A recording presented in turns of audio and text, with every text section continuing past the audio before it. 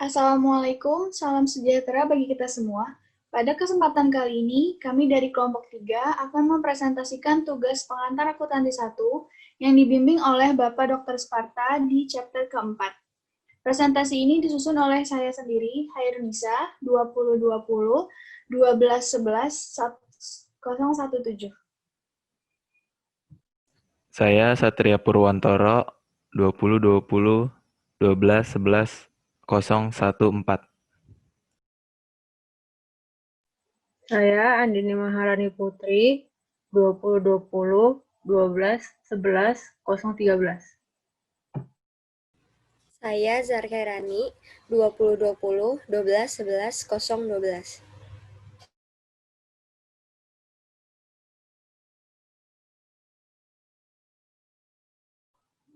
Pada bab kali ini, kami akan menyelesaikan siklus akuntansi. Yang pertama, di bab pertama itu ada kertas kerja, yang kedua ada jurnal penutup, yang ketiga ada kesimpulan siklus akuntansi, yang keempat ada laporan posisi keuangan yang diklasifikasikan. Pembaca materi pertama, saya berikan kepada Satria Purwantoro. Kertas kerja atau worksheet.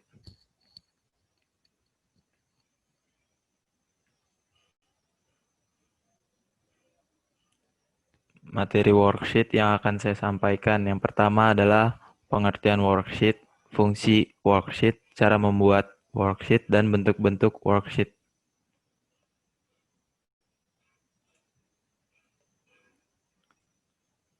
Pengertian worksheet. Worksheet atau kertas kerja adalah kertas yang berkolom-kolom atau berlajur-lajur yang disusun sedemikian rupa untuk menghimpun semua data keuangan dengan tujuan membantu proses penyusutan laporan keuangan.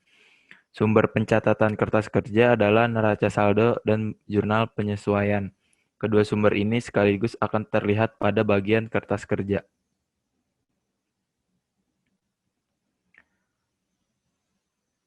Fungsi worksheet. Salah satu fungsi worksheet yaitu memudahkan dalam penyusutan laporan keuangan.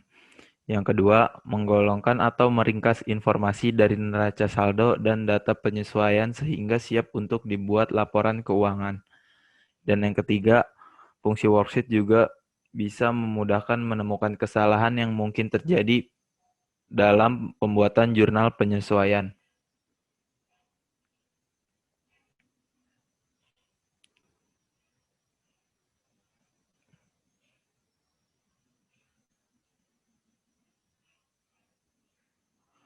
Lalu cara membuat worksheet.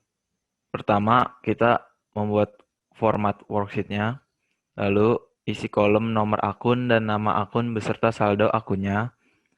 Berikutnya isi kolom jurnal penyesuaian. Lalu mengisi kolom neraca saldo setelah penyesuaian. Lalu mengisi kolom neraca. Dan yang terakhir mengisi kolom laporan laba rugi.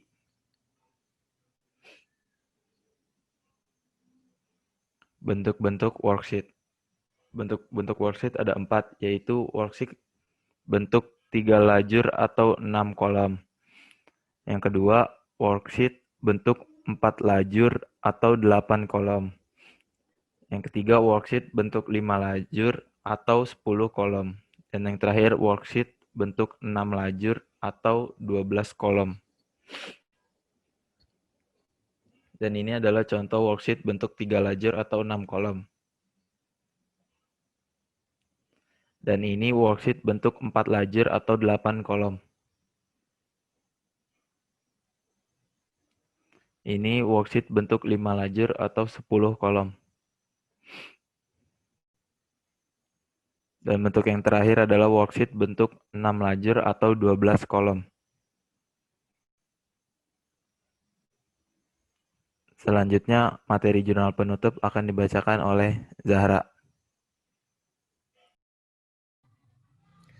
Selanjutnya jurnal penutup.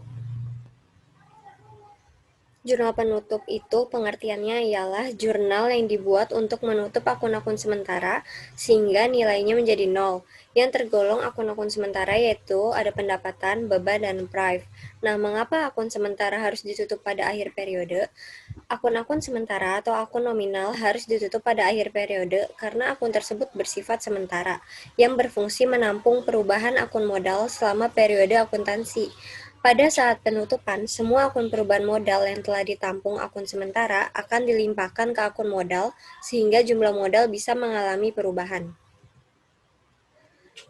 Tutup buku akhir bulan dan tahun wajib dilakukan. Pertama, melihat dari nilai akhir dari laporan neraca sehingga berbagai pihak seperti direksi, pemodal, dan pihak ketiga dapat melihat posisi keuangan dan kekayaan perusahaan. Lalu melihat nilai akhir dari laporan laba rugi sehingga berbagai pihak seperti direksi, pemodal, dan pihak ketiga dapat melihat kinerja keuangan perusahaan yang dimaksud dan membentuk saldo awal di bulan atau tahun baru atas suatu akun-akun neraca dari saldo akhir bulan atau tahun sebelumnya. Lalu menganalisis rasio keuangan, membagi-bagikan dividen dari laba ditahan setelah tutup buku akhir tahun, dan yang terakhir sebagai langkah cut-off data keuangan. Cut-off digunakan juga untuk data keuangan yang dikerjakan dalam software akuntansi. Nah, ini ada akun-akun yang memerlukan jurnal penutup. Yang pertama ada pendapatan, beban, income summary atau ikhtisar laba rugi, dan yang terakhir prive. Nah, misalnya yang pertama itu ada akun pendapatan. Akun pendapatan itu kan saldo normalnya di kredit. Nah, maka di jurnal penutupnya kita mendebit pendapatan dan income summary di kredit. Atau kita bisa tulisnya ikhtisar laba atau rugi. Nah, yang kedua akun beban. Akun beban saldo normalnya kan di debit. Maka di jurnal penutup kita akan mengkredit semua beban-beban. Maka nanti debitnya ialah ikhtisar laba rugi atau income summary, di kreditnya adalah semua beban. Lalu yang ketiga ada income summary-nya. Misalnya dia termasuk laba, maka debitnya adalah ikhtisar laba rugi dan yang dikreditnya adalah modal. Dan kalau misalnya dia rugi, modalnya adalah yang kita debit dan yang terakhir kreditnya adalah ikhtisar laba rugi itu.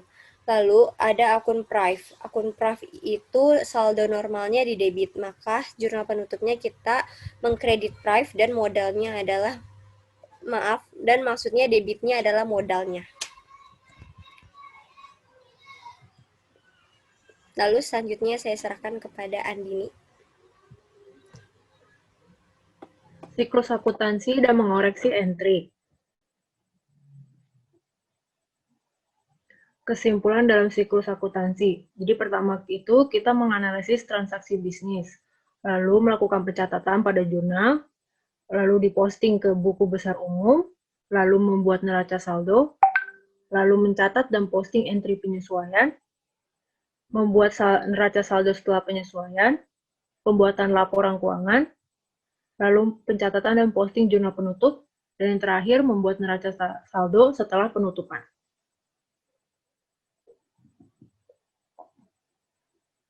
Membalik entry ini merupakan salah satu langkah opsional.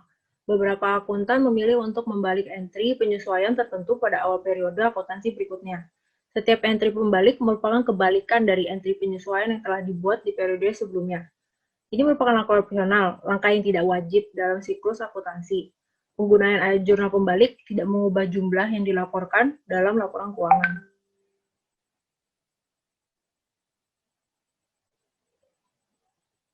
Mengoreksi entry, langkah yang bisa dihindari.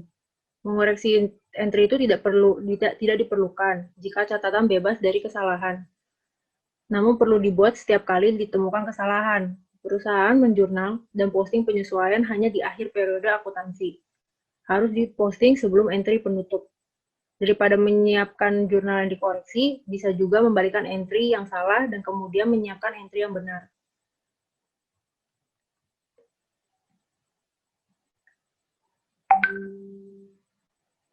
Ini merupakan salah satu contoh mengoreksi entry. Jadi pada tanggal 18 Mei, Mercato membeli peralatan kantor secara kredit seharga $450. Transaksi tersebut telah dijurnal dan diposting sebagai debit ke peralatan pengiriman sebesar $45 dan kredit ke hutang usaha $45. Kesalahan ditemukan pada 3 Juni. Jadi kan itu salah. Pertama itu karena nominalnya itu harusnya 450, tapi ditulisnya $45. Dan itu seharusnya dicatatnya itu ke peralatan kantor, bukan ke peralatan pengiriman. Sehingga ketika kita menulis perbaikan entry-nya itu seharusnya peralatan kantor sebesar $450, lalu utang usaha dengan jumlah $450.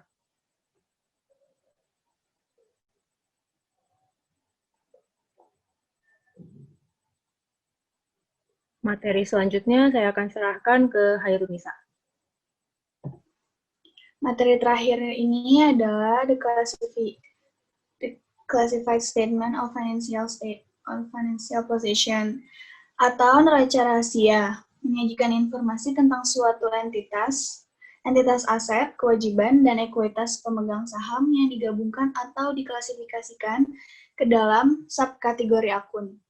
Sangat berguna untuk memasukkan klasifikasi karena informasi kemudian diatur ke dalam format yang lebih mudah dibaca daripada daftar sederhana dari semua akun yang berbentuk neraca.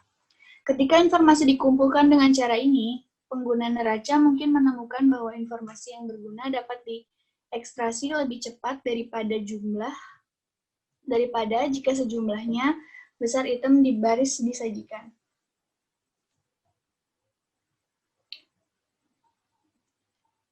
Klasifikasi yang paling umum digunakan dalam classified statement adalah yang satu ada intangible assets, property, plant and equipment, itu adalah fixed asset, yang ketiga ada long term investment, yang keempat ada current asset, equity, dan non-current liabilities. Yang ketujuh ada current liabilities. Di dalam aset itu masuknya ada intangible asset, ada fixed asset, ada long term investment, dan yang keempat ada current asset. Di equity dan liabilities itu ada equity, non-current liabilities, dan current liabilities.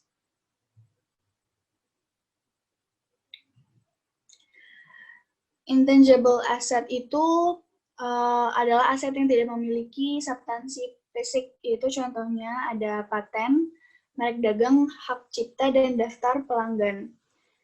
Di dalam intangible asset itu ada masuknya ke intangible asset, accumulated amortization, dan goodwill.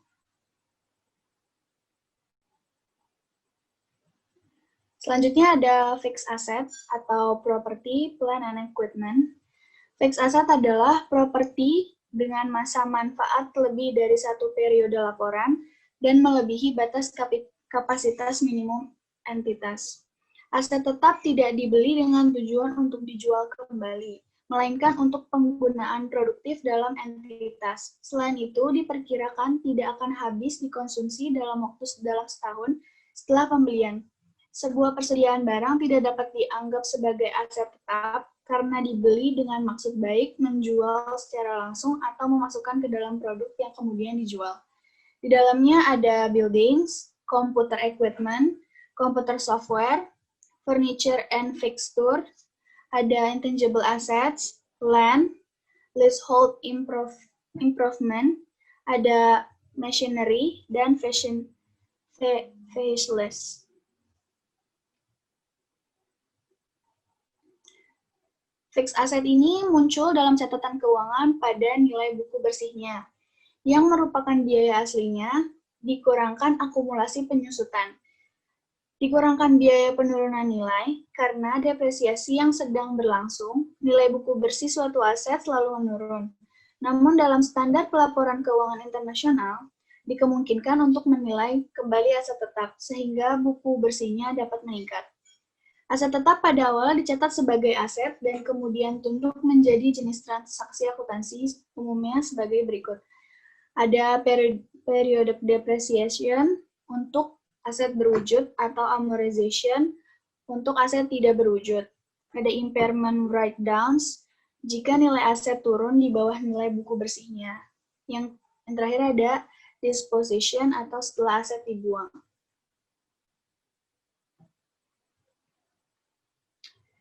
Selanjutnya ada long-term investment. Long-term investment adalah nama akun aset yang mencakup semua investasi yang diperkirakan tidak akan dilikuidasi dalam 12 bulan ke depan. Akun tersebut mungkin berisi berbagai jenis investasi, termasuk securing hutang, sekuritas ekuitas, dan real estate. Akun tersebut dicatat di neraca setelah aset lancar. Isinya ada investment in other companies.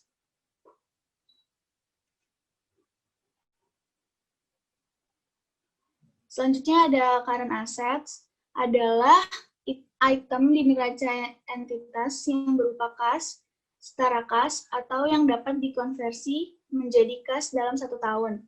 Jika suatu organisasi memiliki siklus operasi yang berlangsung lebih dari 1 tahun, suatu aset masih diklasifikasikan lancar selama diubah menjadi kas dalam siklus operasi tersebut. Di dalamnya ada cash and cash equivalents, ada trade and other receivable, repair expenses, investment, inventories, and asset held for sale.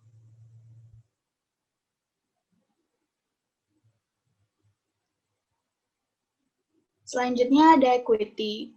Equity itu adalah hak residual atas aset entitas setelah dikurangkan semua kewajiban. Dalam equity ini ada capital stock, additional paid-in capital, dan retained earnings. Selanjutnya ada current liabilities. Current liabilities adalah kewajiban yang harus dibayar dalam waktu 1 tahun. Kelompok kewajiban yang terdiri dari kewajiban lancar diawasi dengan ketat karena bisnis harus memiliki likuiditas yang cukup untuk memastikan bahwa mereka dapat dilunasi pada saat jatuh tempo. Di dalamnya ada trade and other payables, ada accrued expenses, ada current tax liabilities, current portion of loans payable, other financial liabilities, and liabilities held for sale.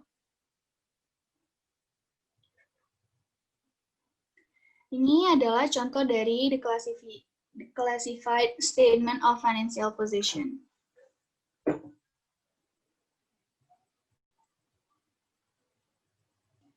Selanjutnya, kita akan membahas soal yang pertama akan dibacakan oleh Satria Ruwantoro.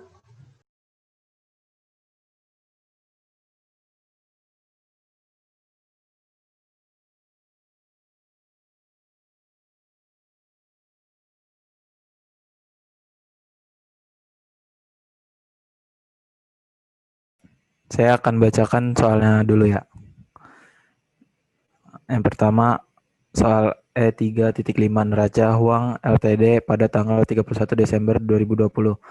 Akun receivable-nya 0, akun depreciation equipment-nya 0, equipment-nya 7.000, interest payable 0, notes payable 10.000, private insurance 2.100, salaries and wages payable 0, supplies 2.450, unearned service revenue 32.000. Instruksinya, buatlah entry penyesuaian tahunan untuk 7 entry di samping. Informasi di bawah ini didapatkan pada tanggal 31 Desember 2020. Yang pertama, uang meminjam 10.000 dengan menyetujui bunga 9% 1 tahun utang wesel pada September tanggal 1 tahun 2020. Dan yang kedua, pada Desember tanggal 31 2020 perhitungan supply di tangan adalah 900. Yang ketiga, depresiasi equipment untuk 2020 adalah 1.000. Yang keempat, uang membayar 2.100 untuk 12 bulan asuransi pada Juni 1 2020. Dan yang kelima, pada Desember tanggal 1 2020 uang menerima 32.000 untuk servis konsultasi yang akan dilakukan mulai dari Desember tanggal 1 2020 hingga Maret tanggal 31 2021. Dalamnya, uang melakukan servis konsultasi untuk klien pada Desember 2020. Klien tersebut akan dikenakan tagihan sebesar 4.200. 7.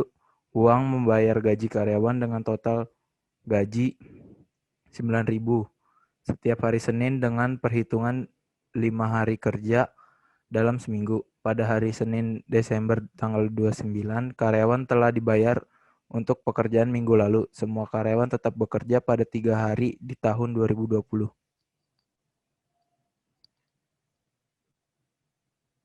Ini jawabannya. Adjusting entrance pada tanggal 31 bulan 12 2020. Entrance expense pada entrance payable saldonya 225. Lalu yang nomor 2-nya supplies expense pada supplies saldonya 1.550. Yang ketiga depreciation expense pada akun depreciation equipment saldonya 1.000. Insurance expense pada prepaid insurance saldonya 1.050. Yang kelima unearned service revenue pada service revenue saldonya 8.000. Akun receivable pada service revenue saldonya 4.200. Lalu yang ketujuh salaries dan wage expense pada salaries dan wage payable saldonya 5.400.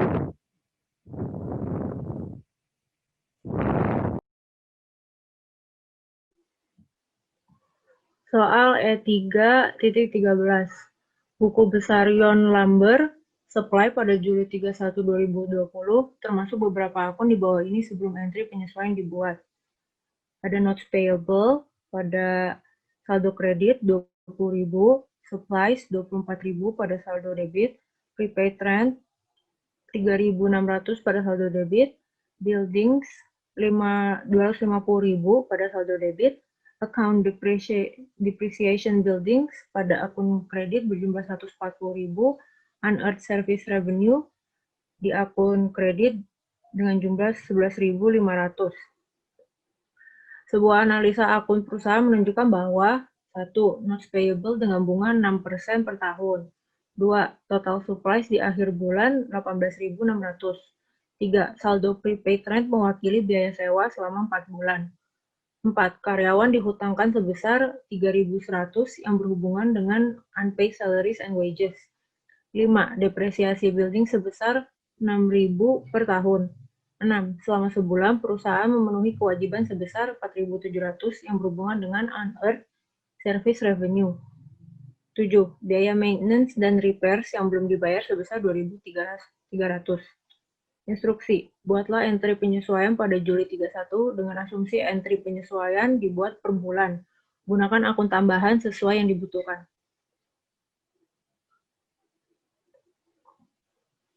Entry penyesuaiannya pada nomor 1 itu interest expense pada interest payable sebesar 100.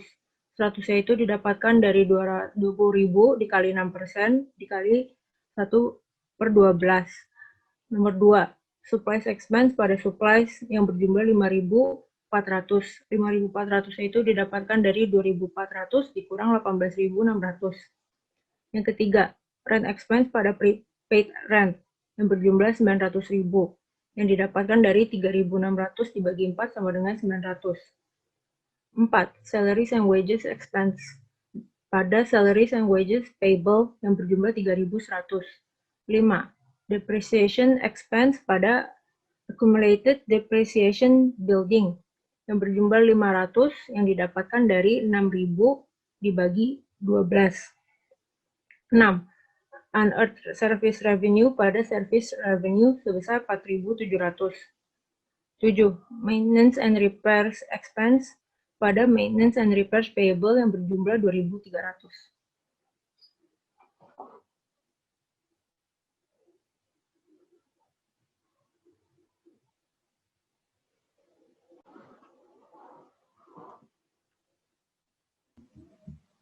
Selanjutnya, ada soal di kode E3.23, Weber Co.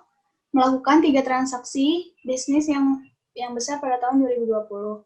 Yang A ada dilaporkan pada nilai wajar 260.000 persediaan barang dagang dengan harga peroleh 208.000. Yang kedua, Presiden Weber Co., Austin Weber, membeli truk untuk kegunaan pribadi dan dibebankan ke akun pengeluarannya. Yang ketiga, ada Weber Co. ingin income pada tahun 2020 terlihat lebih baik. Maka dari itu, menambahkan 2 minggu lagi untuk tahun ini. Jadi 54 minggu setahun. Di tahun sebelumnya ada 52 minggu. Instruksinya, di setiap situasi di atas, identifikasikan asumsi atau prinsip mana yang telah dilanggar jika ada diskusi yang harusnya dilakukan oleh Weber Co.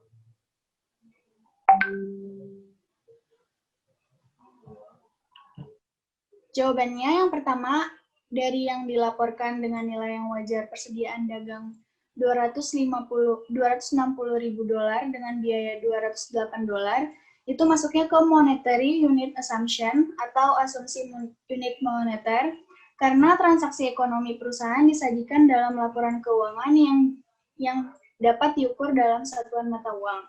Yang kedua itu masuknya ke economic entity assumption atau asumsi entitas ekonomi, karena penarikan dana yang dilakukan oleh pemilik yang dicatat dan dicatat dengan terpisah.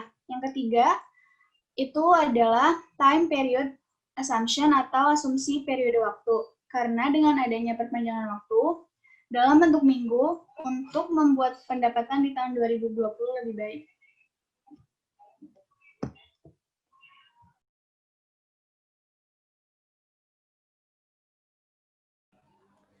Lalu selanjutnya ada soal problems. Di sini ada Alena Company dibentuk pada Juli tanggal 1 2020. Laporan keuangan triwulan telah dibuat. Neraca yang belum disesuaikan dan telah disesuaikan pada tanggal 30 September ditunjukkan di tabel sebelahnya. Instruksinya, jurnalkan entry penyesuaian yang telah dibuat, buatlah income statement dan retained earnings statement untuk 3 bulan terakhir September pada tanggal 30, dan statement of financial position di tanggal 30 September, dan yang terakhir, jika notes payable berbunga sebesar 12%, berapa bulan yang sudah terlewatkan? Jadi di sini tabelnya ada jurnal yang belum di-adjusting dan setelah adjusting.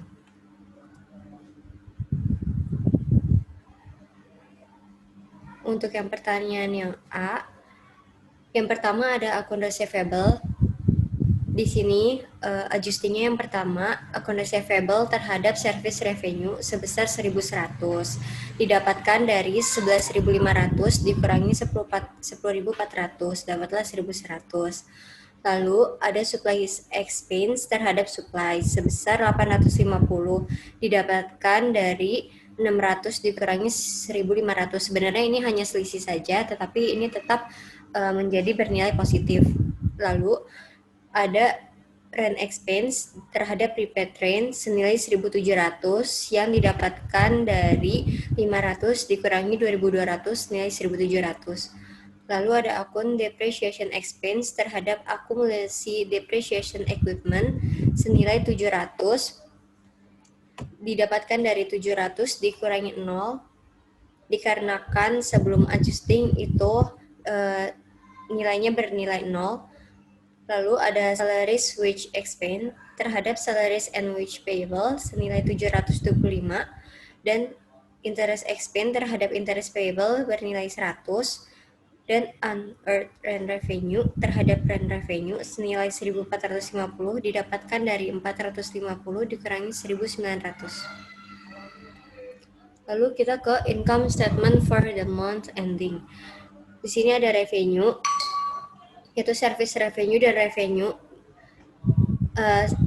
totalnya menjadi 19.960 dan total expense yaitu ada supplies expense, rent expense, depreciation expense, salaries wage expense, interest expense, utilities expense yang ditotalin 15.485, maka net income-nya menjadi 4.475. Lalu Alena Company retained earnings for the 3 months ending September tanggal 30.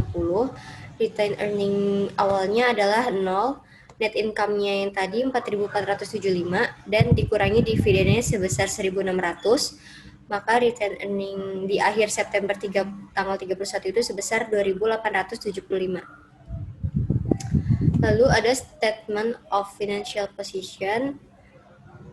Di sini ada asetnya, yaitu ada cash, account receivable, supplies, prepaid insurance, sama equipment. Nah, equipment ini dikurangi sama akumulasinya, yaitu 18.000 dikurangi 700, itu kan 17.300. Nah, nanti langsung ditambah saja sama cash, account receivable, supplies, prepaid insurance. Maka total aset adalah 38.650. Lalu ada liabilities dan equity.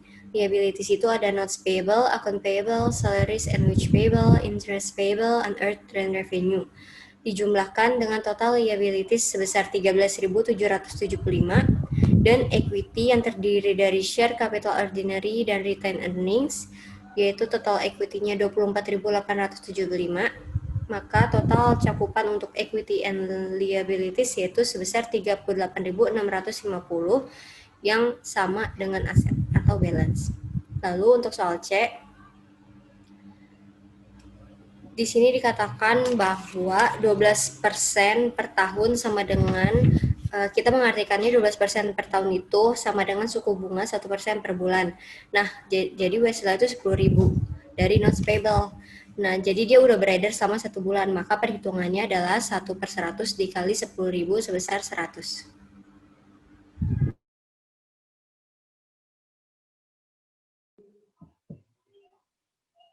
Demikian presentasi yang dapat kami sampaikan. Kurang lebihnya mohon maaf. Wabillahi taufiq wal hidayah. Wassalamualaikum warahmatullahi wabarakatuh.